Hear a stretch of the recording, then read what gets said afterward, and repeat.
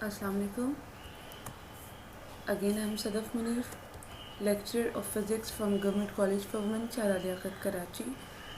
This lecture is my second part of numericals of chapter number 2, continuing from question number 14. A car weighing 10,000 Newton on a hill which makes an angle, find the component of car weight. This question is very easy. We have to resolve a vector, that is weight, into its parallel and perpendicular components. Here we know that weight acts perpendicularly downward regardless of the angle of the surface. This weight will be here vertical downward. Reaction force is always perpendicular to the surface. If this is the road, then R will be in this direction, W will be in this direction. If this is the perpendicular line, this is the angle between this vector and this perpendicular plane. Here for us this is perpendicular plane, but for this angle this is horizontal plane. Length opposite to the angle is known as perpendicular. So we have this is W and this is W sine of theta. This W parallel will be W sine theta. Why? Because this is perpendicular of the triangle as it is opposite to the angle. But we are asked to find parallel and perpendicular component of this vector W. This vector W with this inclined plane. So this W, when we resolve according to this plane, W parallel is horizontal component and W perpendicular will be perpendicular component of the weight. So we have W parallel is W sine theta and W perpendicular is W cos theta. By substituting the value, we get the required result. Question 15. Find the angle between given vectors A and B. We are given the two vectors. Whenever we have to find angle between two vectors, we will follow dot product. A dot B, that is equals to magnitude of vector A, magnitude of vector B, and cos of theta. Here unknown thing is cos of theta that we have to find. We can solve A dot B and magnitude of A, magnitude of B separately. For multiplication, we multiply similar components, I component with I, J component with J, and K component with K. Similarly for the magnitude, magnitude of A, magnitude of B, we know the formula. For magnitude, it is under root of x component square plus y component square plus z component square. Putting the value, we can find the required angle.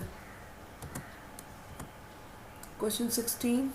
Projection of given vector A onto the direction of vector B.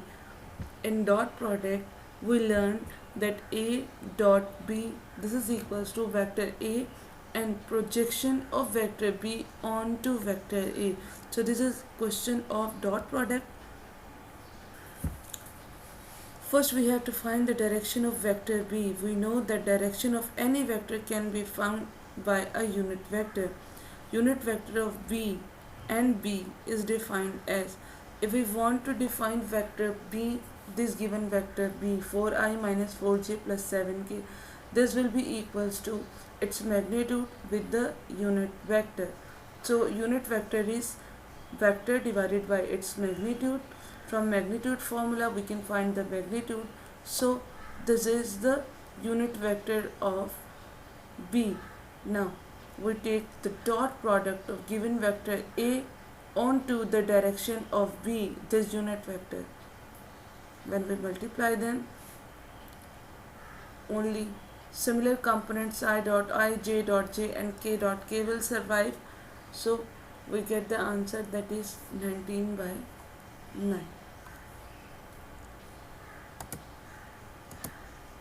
Next question, question number 17. Find the angles alpha, beta, gamma which vector A makes with positive x, y and z axis respectively.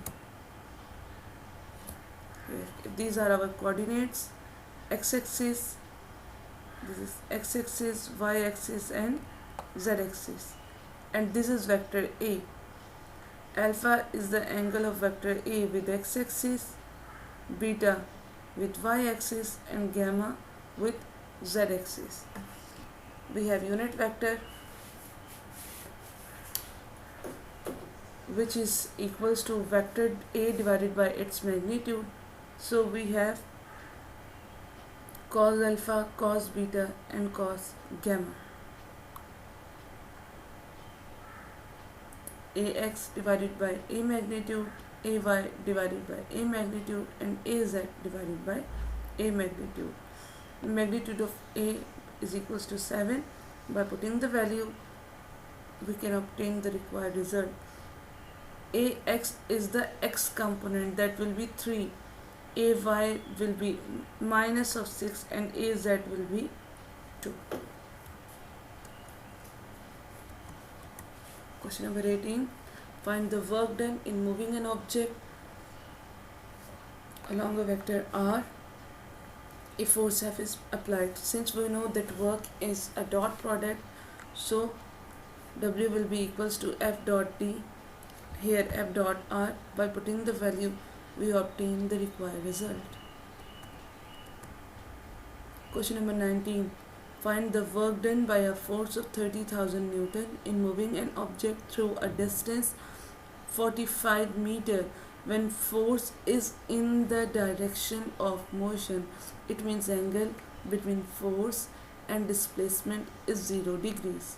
In part B, force makes an angle of 40 degrees. Find the rate at which force is working at a time when the velocity is 2 meter per second. First part is very easy. F dot D. Here we will use theta as 0 degrees. F dot D is equals to F D cos theta. By putting the value, we obtain the value of work. And in case of 40 degrees, we will solve it separately. As far as the rate at which force is working, rate of doing work is equals to power F dot D whole divided by T. Since we are given velocity, that is 2 meter per second, distance in given time, here we can see in formula power distance in given time, we can put it equals to V, F dot V. So he is asking the rate at which force is working at a with velocity 2 meter per second. We have to find P, that will be equals to F dot V, given force multiplied by the given velocity. We obtain the required answer. This is for angle 0 degrees Celsius. Similarly, we can solve it when angle theta is equals to 40 degree. Next question, we have two vectors A and B such that magnitude of A is equals to 3, magnitude of B is equals to 4. A dot B, this is equals to minus 5. Find the angle between A and B. Very easy. Part A dot B is equals to magnitude of A, magnitude of B, cos of theta. We have all the values, put the value and we can get the answer. Then part B is the length of magnitude A plus B and A minus B. Here we have two vectors A and B with angle theta between them. According to head to tail rule, this is A, this is B. So this will be our resultant vector A plus B. For part B. Similarly, in order to find difference of the vector A minus B, we will reverse the direction of B from here in this direction. So resultant vector will be from A to B. Now, in order to find angle between them a plus b and a minus b. First we will find a plus b and a minus b, and then we will take dot product of a plus b and a minus b. We have solved these two part, a plus b and a minus b, in previous question. We take dot product of a plus b with itself and dot product of a minus b with itself. From there we can find their values, and for angle between them we take dot product a plus b dot a minus b. First vector dot second vector. From definition of dot product, this is equals to magnitude of the first vector, magnitude of the second vector, and then angle between them. What vector we have? We have this vector a plus b, and this vector a minus b. Let this is the angle theta between them. So we have magnitude of a plus b and magnitude of a minus b. From b part, a plus b dot a minus b. From mathematical step we will simply take dot product. Only a square minus b square will survive. A square minus b square will be determined from the values of a and b. We will take their magnitude. So we have every value a plus b, a minus b, and a square minus b square. By putting the value, we can find the required angle between a plus b and a minus b. Question number 21 we have, that is about cross product. We are given two vectors a and b. We have to find a cross b, then b cross a, and then a plus b cross a minus b. A cross b, we will find a cross b from mathematical formula by determinant method. That is simple mathematical step. We can solve it easily. B cross a will be measured in the same way. We can see that a cross b is equals to minus b cross a. We learned that cross product do not follow commutative property. For part C, now angle between a plus b cross a minus b. This is not like the previous question. In dot product, a plus b dot a minus b, that was equals to a plus b magnitude a minus b magnitude cos of theta. Here we have a plus b value and a minus b value. Similarly, we take the cross product like determinant method. We are given vectors a and b. We will put their value a plus b cross a minus b. This is a plus b and a minus b vector with cross multiplication. By determinant method, we will put the value and we have the result of a plus b cross a minus b.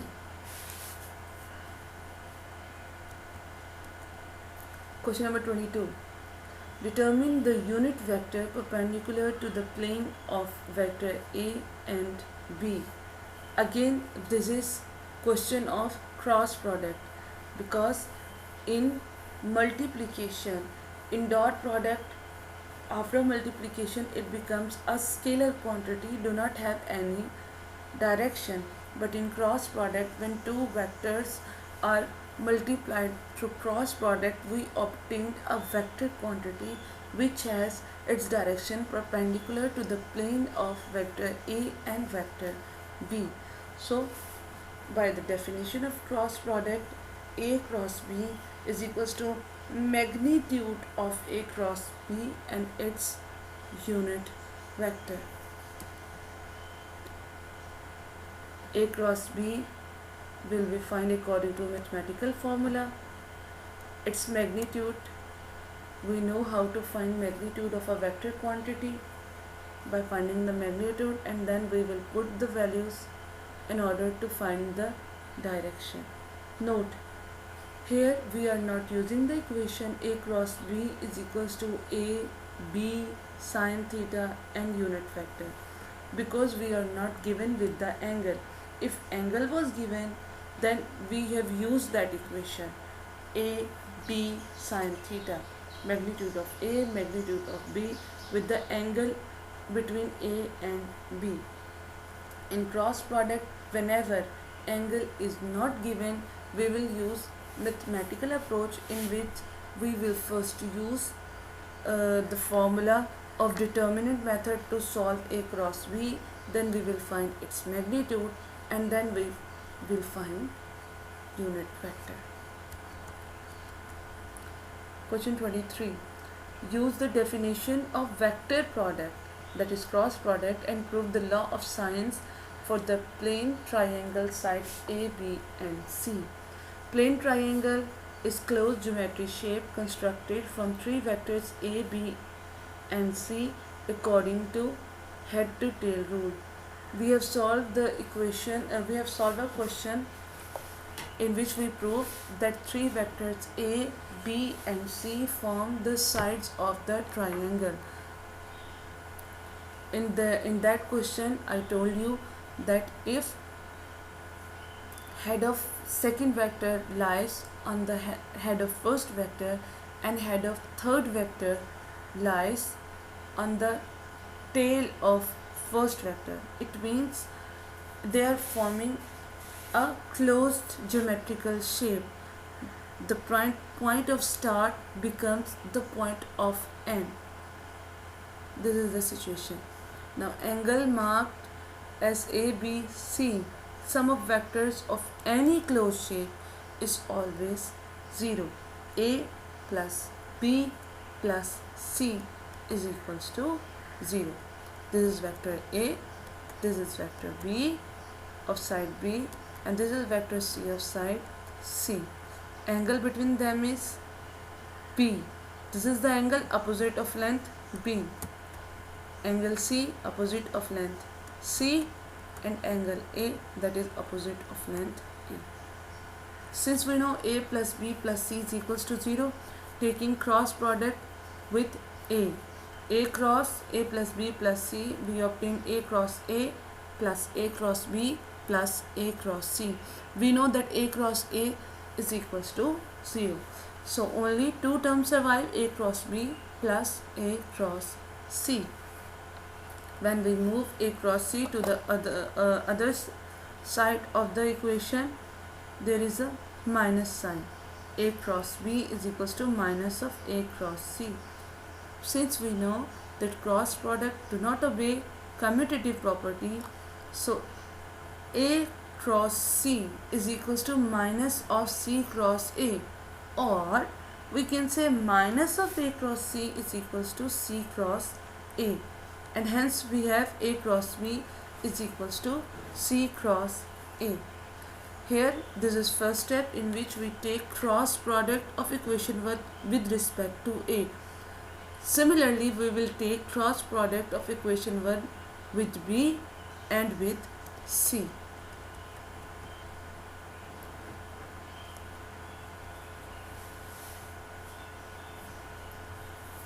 Before solving with B and C, previously we got an equation that A cross B is equals to C cross A. From definition of cross product, A cross B is equals to AB sine C. Angle between A and B was C. Similarly, C cross A is equals to CA sine of B. Here only magnitude are concerned, we are not considering unit vector. Similar quantities are cancelled. We have sine C divided by C, sine B divided by B. Now taking cross product with respect to B, B cross A plus B, in similar pattern we obtain another equation which proves our law of sine. So what we have done in this question, this is very easy. In this question we considered only cross product by using the concept of law of triangle, according to which the length of three vectors adds up to 0. A plus B plus C is equals to 0. Separately, we take cross product of this equation, first with A and second with B, and we solve it and prove the law of sines. Next, question 24 we are given two vectors r1 and r2. They are position vector making an angle theta 1, theta 2 with x-axis. Find their vector product when we are given different situations. We are given different values with different angles. Of course, method will be similar. This is first situation. For part 1, we are given vectors r1 and r2. Angle r1 is 30 degrees and r2 is 90 degrees. This is 90 and this is 30. We have to take dot product of cross product of r1 with r2. We need angle between r1 and r2. This angle will be 90 multiplied by 30. This will be 60.